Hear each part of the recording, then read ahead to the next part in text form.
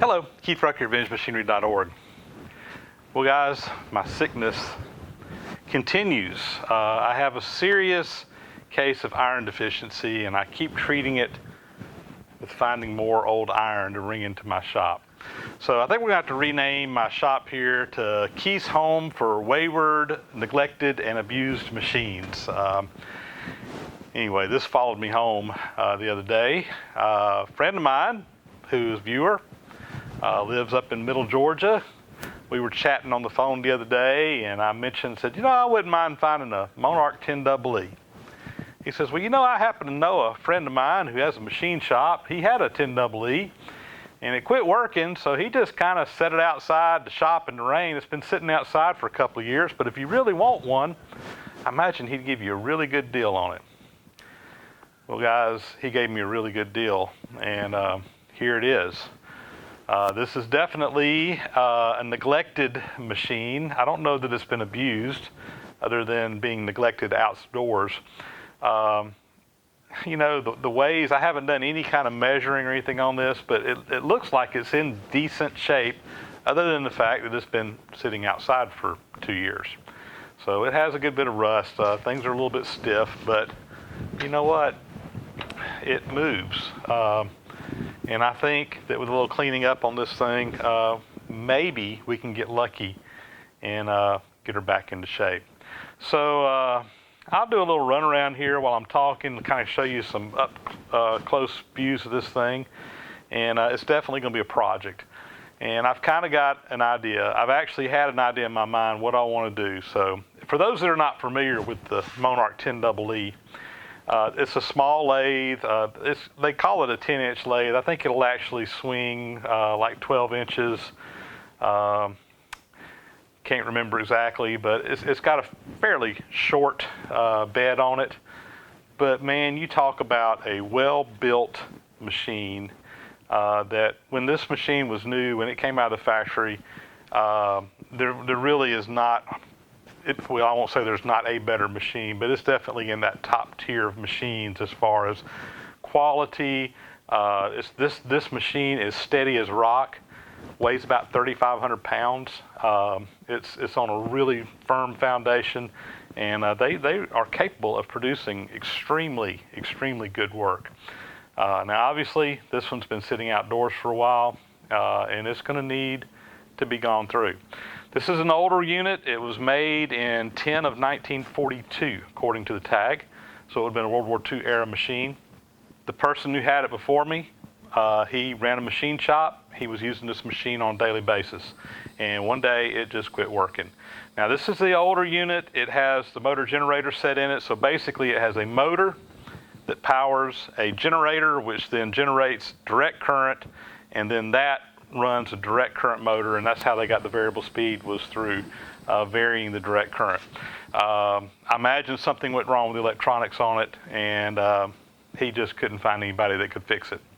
I don't know that I'll be able to fix it, but the nice thing about these machines is that you can retrofit them with the more modern electronics. You can put a VFD in them. There's all kinds of options on how you can retrofit these machines to get them up to speed. And that's something I'm going to have to cross when I get there. It's got the tailstock. Did not get a steady rest or a follow rest with it. Came with a 6-jaw chuck. I also picked up a little Jacobs collet chuck that goes with it, with a good set of collets. And a little back plate. Didn't have a 4-jaw or anything like that for it. The 6-jaw that's on here, it's rusty right now, but it looks like it's in pretty decent shape. I think we can probably get that cleaned up, and it'll probably look like new. We proved that on some of the chucks we got off the LeBlanc lathe. I think it's got like a D12, I think. It's very similar to my chucks that go on my other Monarchs. It's basically a D-type mounting plate, but it's a smaller version than what I have on everything else. Problems, obviously, we've got the motor issues we got to deal with, and it's going to need to be cleaned up. So here's my game plan. What I think I'm going to do with this machine is we're going to tear it down completely. Now, obviously, this is going to be down the road. I've got the 16-inch Monarch that's next in the queue for restoration, but at some point down the road, this machine is going to get torn down. And I think what I'm going to do with it is I think I'm going to do a full-blown, top-notch, top-shelf restoration on this thing. You know, we're going to check the ways on here, but unless this thing is just in really, really good shape, which I doubt it probably is, at least to the tolerances I'm looking for, probably going to send this out and get it reground. And, you know, I can scrape in and get the saddle and everything working, but we're probably going to get this is probably going to be a candidate for regrinding, because I really want a super quality, high-end, very accurate lathe, and this is the machine to do it. So it's going to get completely redone, and that'll be a fun series of videos, I'm sure, when we get around to do it. So when I got out there, it was literally sitting outside. All the panels and stuff were off of it, and I'm like, oh my goodness, I hope we can find all the panels that go on here. And we had to do some digging around in the shop. In fact, one of them was even in a dumpster. It was almost left the premises, but I was able to find all the doors that go on here. I kind of got them put back on. Some of them, I'm going to take some screws. I just got them leaned up here right now, but it looks like it's all here. That's the main thing. Again, I don't even know what to do about the electronics on this. Some of you guys can probably give me some advice, because I know some of you guys have been through 10EEs and have dealt with some of this stuff before. I'm not worried about it. I know that we can come up with a solution. I know that this is, even if it requires me putting a whole new drive system in here, but you know, we'll see. I'm not going to make any promises there. I would love it if we could get all this stuff working again and keep the original equipment in here, maybe upgrade the electronics or something like that. I just don't know yet enough about that to know. But anyway, I wanted to show you the latest addition to the project queue. I'm really excited about this. Again, this has been kind of a quest machine for me for a long time. These Monarch 10EEs, they sell for a lot of money, even for one in this condition, because people know what you can do with this. And just to kind of give you an idea of what a machine like this in good, you know, top-notch working condition is, Monarch's still in business. They do not, I don't think they actually make anything new, but they would take this machine into Monarch, or they could, and do a complete factory refurbish, factory rebuild, bring it back to original specs. And when they do that, these 10EEs, a factory refurbished 10EE from Monarch, sells for about $100,000. That's right, $100,000. And they got people who are buying them. So that kind of gives you an idea of the kind of quality that's in this, potentially in this machine. And my goal is to get it and bring it back and get her back in operation and have a top-notch lathe that I can use. So I've had some people, I posted some pictures on Facebook, just kind of showing this off and telling about it. And people say, well, what are you going to do? You got 4 lathes now. Well, I only got 1 lathe that's working at the moment. That's my LeBlond, 12-inch LeBlond. I've got the Monarch 16-inch, which will probably be the next one in the queue to restore. I've already kind of gotten started on it yet, and we're going to be focusing on that pretty soon. Try to get that knocked out this summer. Through this fall maybe, get that machine up and running. Once I get the 16-inch Monarch going, quite honestly, the LeBlond is a very similar size machine. They call that a 12-inch LeBlond. It actually swings more than that. They're very comparable in what they'll swing. The Monarch is a bigger machine, got a longer bed, and quite honestly, I think it's probably a little bit higher quality machine than that LeBlond. Not knocking the LeBlond. The LeBlond's a great machine.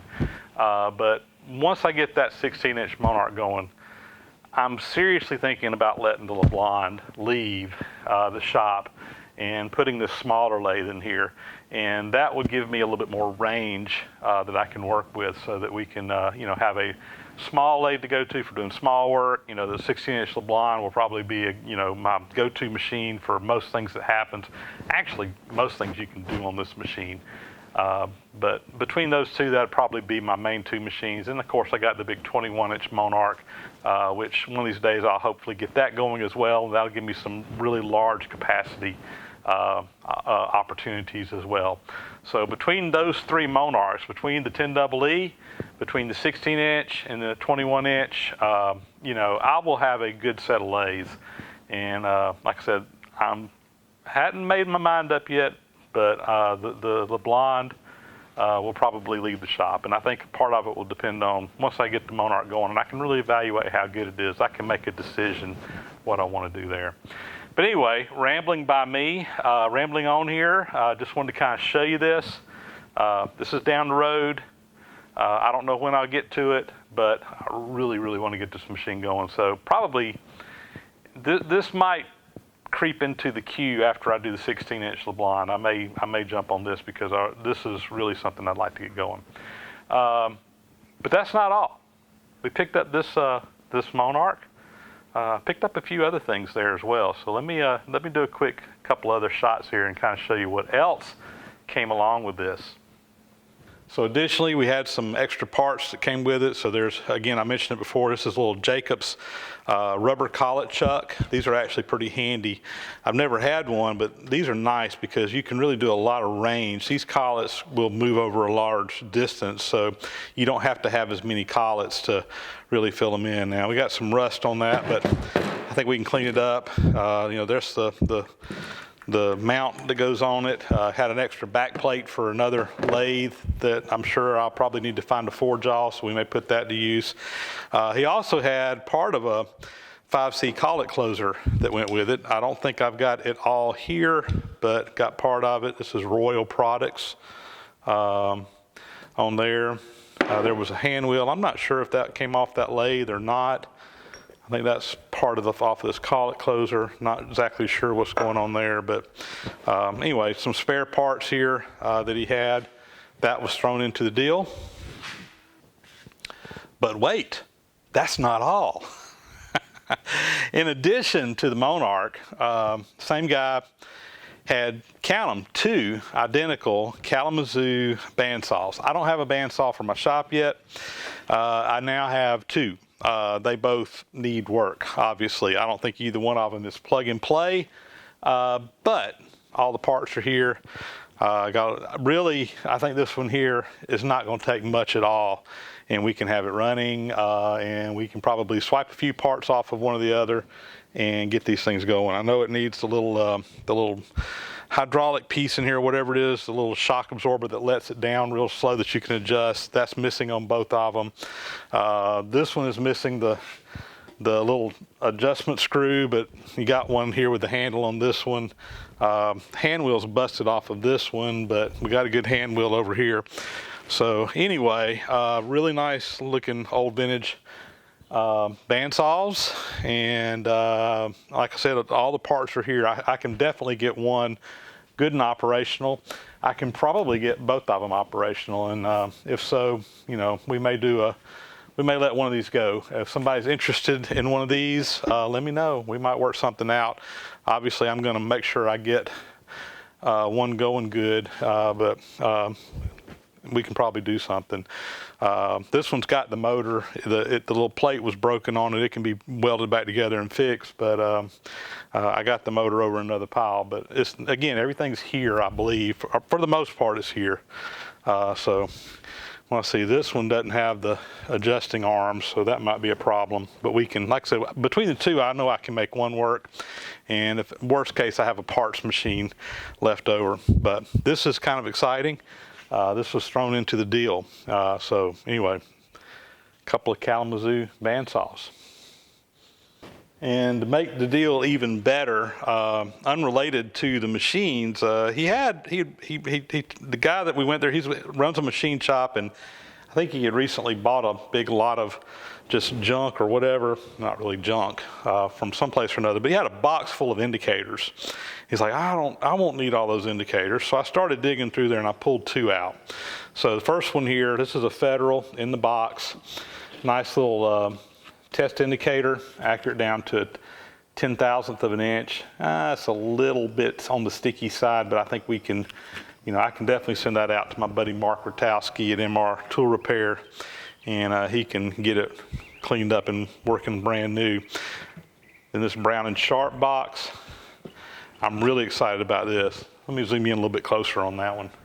So take a look at this one, guys. This is a Brown Sharp Best Test. Divisions equals 0.00005. It's 50 millionths. So, you know, between the 2 and the 3 here, that's 1/1000th of an inch. Then we have 10 big lines through there. So that's 10/1000ths of an inch. Then there's a line halfway in between. So that's half of a 10,000th or 50 millionths of an inch. This is a super, super delicate and accurate test indicator. Quite honestly, it'll probably cause you to pull your hair out trying to do anything with it when you really start measuring at that level. But sometimes you just really want to be able to measure something very accurately, and this is a very sensitive tool to do that. So I'm really tickled to pick up these 2 indicators, and this is by far the most accurate test indicator that I have now. I've got a couple that do the 10,000ths, but this is 50 millionths. Just amazing on a dial indicator. So there you go, guys. That is the haul of the week, and I'm really excited about it. The shop is getting smaller. We're definitely filling it up, and I'm excited about that. And I think I must be insane to bring in another project machine like this, but I just can't help it, guys. This machine was quite honestly destined for the scrappers. He was going to scrap it. I'm not going to tell you what I paid for all this because I'm almost embarrassed to let you know what I paid for all this because it was a really good deal. But let's just say that it was all got for basically scrap price, with exception to the indicators. I paid up on those, but everything else, I mean, it was sold to me at scrap price. And quite honestly, for the average person, this machine would probably be considered scrap. But as I made the comment on Facebook, I know a guy that can get this thing back to original factory specs. That guy's me. And, you know, I might be biting off what some of you guys think is more than I can chew, but this is a challenge that I am looking forward to accepting. And when we get through this machine, my goal is to have something that would be on par with something that would be leaving the Monarch factory as a factory refurbished lathe. That's my goal. We're going to see how good we do. But I'm pumped about it, and I'm excited about it, and I can't wait to actually use this machine and show you guys what you can do with a little bit of work. This is what I live for right here, guys. This is what I live for, a challenge like this. And I'm really looking forward to taking that challenge on and saving this machine and making it basically good for another, I don't know, 70, 80 years. So with that, that's going to be a wrap. Sharing some fun here. Thanks for watching, guys. We'll talk to you later.